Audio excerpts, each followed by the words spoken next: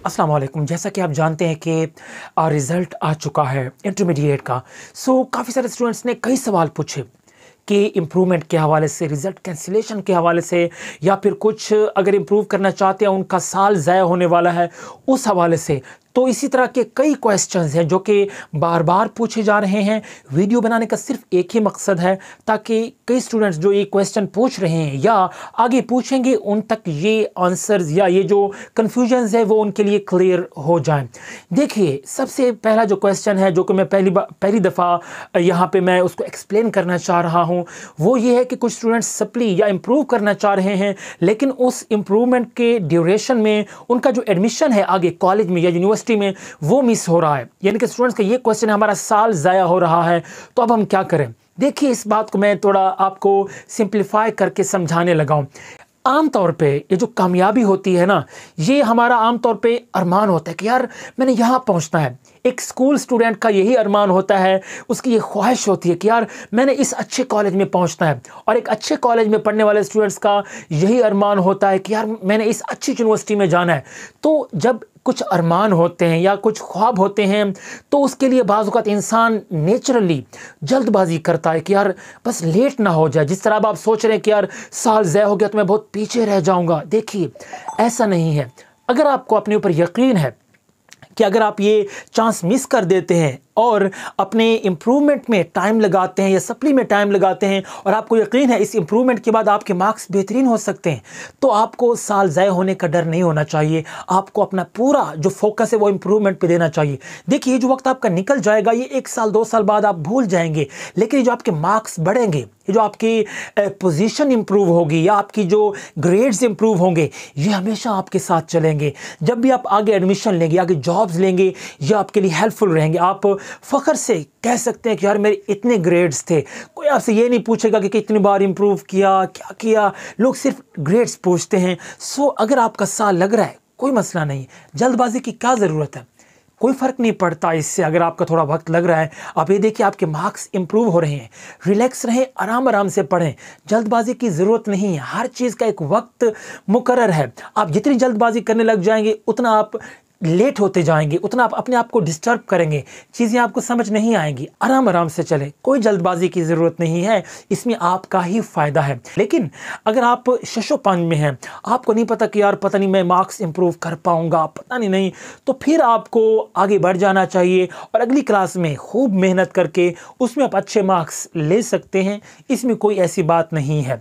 उसके बाद next question, कुछ स्टूडेंट्स ये चाहते हैं कि वो अपना रिज़ल्ट कैंसिल करवाना चाहते हैं, 11th क्लास का या 12th का या कंप्लीट इंटरमीडिएट का। देखिए, रिज़ल्ट कैंसिलेशन की अगर बात की जाए तो सिर्फ आप पार्ट फर्स्ट का रिज़ल्ट कैंसिल करवा सकते हैं। यानी कि जो 11th के स्टूडेंट्स हैं, जिनका 11th का रिज़ल्ट अभी आया है, तो वो अगर अपने रिज़ल्ट से मुतमईन नहीं है या वो करीबन तमाम सब्जेक्ट्स में फ़ेल हैं, तो फिर उन्हें रिज़ल्ट कैंसिल करवाने की ज़रूरत नहीं है, वो दोबारा 11th में बैठ जाएंगे।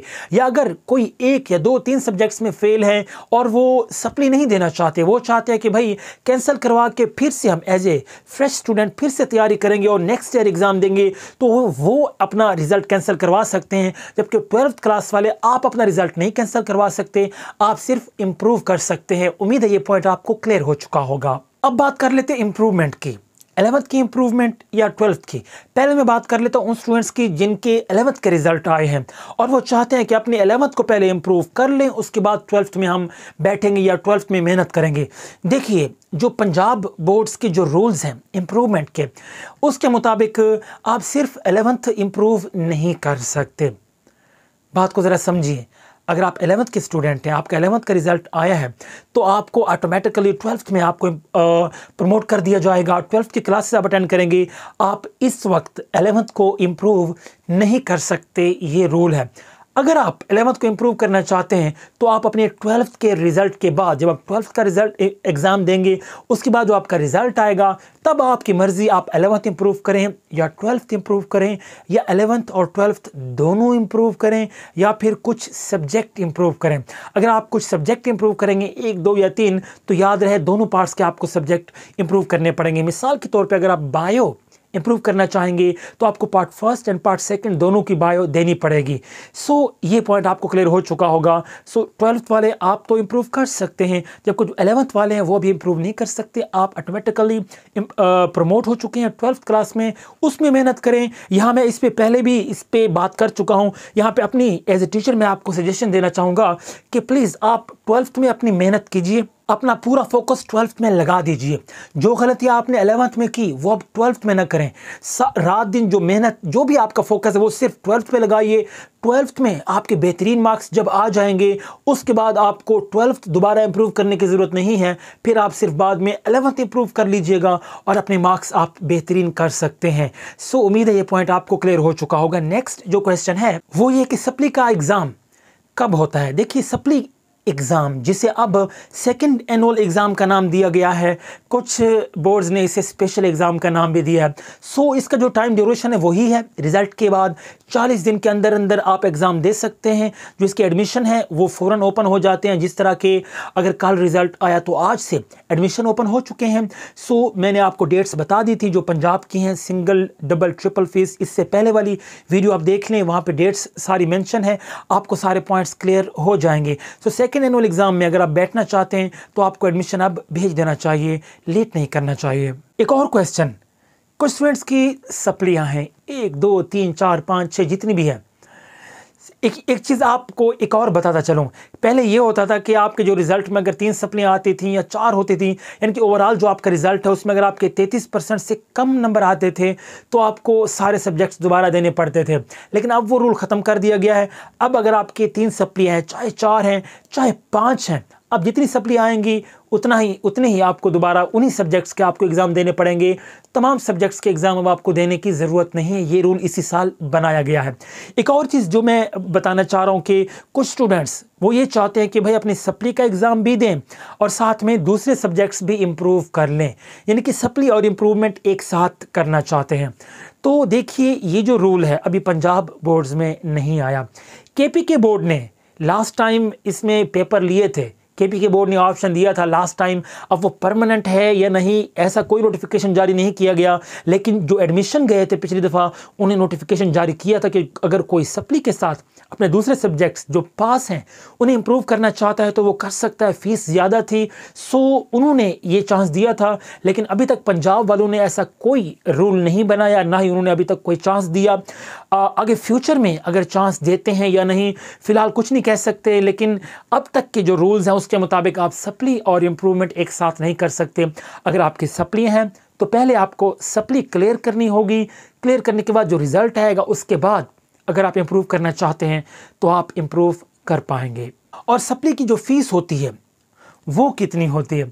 देखिए आमतौर पे सप्ली की फ़ीस उतनी ही होती है जो कि आपने पहले एग्ज़ाम में दी होती है, क्योंकि सप्ली में आमतौर पे स्टूडेंट ये सोचता है कि यार मैंने तो एक सब्जेक्ट की सप्ली देनी है या 2 की देनी है तो फ़ीस भी कम होगी। तो ऐसा कुछ नहीं है। बोर्ड का ये एक रूल है, शुरू से अरसा दराज से चलता आ रहा है कि अगर आपने चाहे एक सब्जेक्ट का एग्ज़ाम देना हो 2 या 3, लेकिन आपको फ़ीस जो है वो पूरी पे करनी पड़ेगी, तमाम सब्जेक्ट्स की पे करनी पड़ेगी। सो फीस जितनी आपने पहले करवाई थी उससे 1-200 कम या ज़्यादा होगी। जो एडमिशन फॉर्म आप फिल करेंगे वहाँ पे फ़ीस क्लियर दर्ज होगी। सो इसमें आपको कोई परेशान होने वाली बात नहीं है। अच्छा, कुछ स्टूडेंट्स ये पूछ रहे थे कि अगर सप्ली आ जाए तो हम नेक्स्ट कॉलेज में एडमिशन ले सकते हैं। मिसाल के तौर पर अगर 10th क्लास में सप्ली है तो क्या हम आगे कॉलेज में एडमिशन ले लें, क्लासेस भी अटेंड करते रहें और सप्ली भी साथ में क्लियर कर लें, या फिर जो सेकेंड ईयर के स्टूडेंट्स हैं वो ये पूछ रहे थे कि भाई वो सेकेंड ईयर की सप्ली भी क्लियर करते रहें साथ में और साथ में यूनिवर्सिटी में एडमिशन भी ले लें, क्लासेस भी अटेंड करते रहें और साथ में सप्ली दे दें। तो ऐसा नहीं होगा, ऐसा नहीं होता। आपको पहले सप्ली क्लियर करनी पड़ेगी। सप्ली क्लियर करने के बाद जो आपका रिज़ल्ट होगा वो आपके एडमिशन में वो काम करता है। जो एडमिशन आगे होते हैं ना कॉलेज या यूनिवर्सिटी में, उसके लिए मेरिट बनता है और जो मेरिट होता है वो मार्क्स की बेस पे बनता है कि इतने मार्क्स हैं तो आपका ग्रेड ये बनेगा। तो जो मेरिट बनता है आपकी मार्क्स की बेस पे बनता है, तो जब तक आप मुकम्मल पास नहीं होंगे आपका मेरिट नहीं बन पाएगा। तो सबसे पहले आपको सप्ली क्लियर करनी है, आपको मुकम्मल पास करना है, उसके बाद आप आगे एडमिशन के लिए अप्लाई कर सकते हैं। उम्मीद है ये पॉइंट आपको क्लियर हो चुका होगा। तो मज़ीद और भी क्वेश्चंस थे जिनके मैं रिप्लाई कर दूंगा। अगर मैं ज़्यादा इसमें बात करूं तो वीडियो काफ़ी लंबी हो जाएगी, आप भी बोर हो जाएंगे। मज़ीद अगर आपके जहन में कोई क्वेश्चन है तो आप नीचे कमेंट बॉक्स में पूछ सकते हैं। आप जानते हैं कि आपके कमेंट्स पढ़े जाते हैं, रिप्लाई भी किया जाता है, ताकि आप जिस मकसद के लिए हमारे चैनल पे आए हैं, आपने सब्सक्राइब किया, हमारी फैमिली का हिस्सा बने। सो हम ये चाहते हैं कि आपको भी इससे फ़ायदा पहुँचे।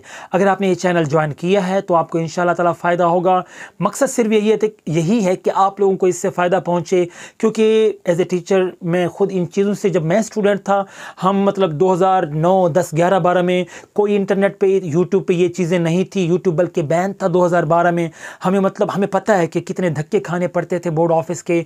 सो मैं ये चाहता हूँ कि यार आपको उन चीज़ों से ना गुजरना पड़े, इसलिए काफ़ी सारी मालूमात आपको यहाँ पे मिल जाती हैं। कई चीज़ें होती हैं जिनके लिए मैं आपको कहता हूँ कि डायरेक्ट बोर्ड ऑफिस से रब्ता करें।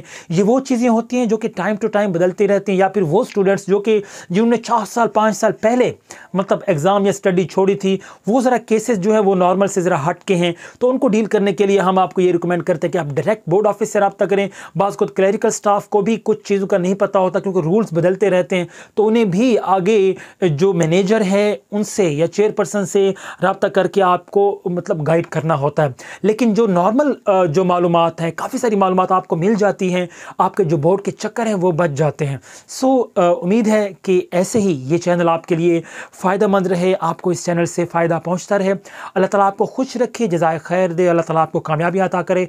दुआ क्या करें अपने लिए भी, मेरे लिए भी, और इस वीडियो को लाजमी शेयर कर दीजिए ताकि दूसरे स्टूडेंट्स तक भी ये इन्फॉर्मेशन पहुँच सके। Thank you so much. अल्लाह हाफिज़।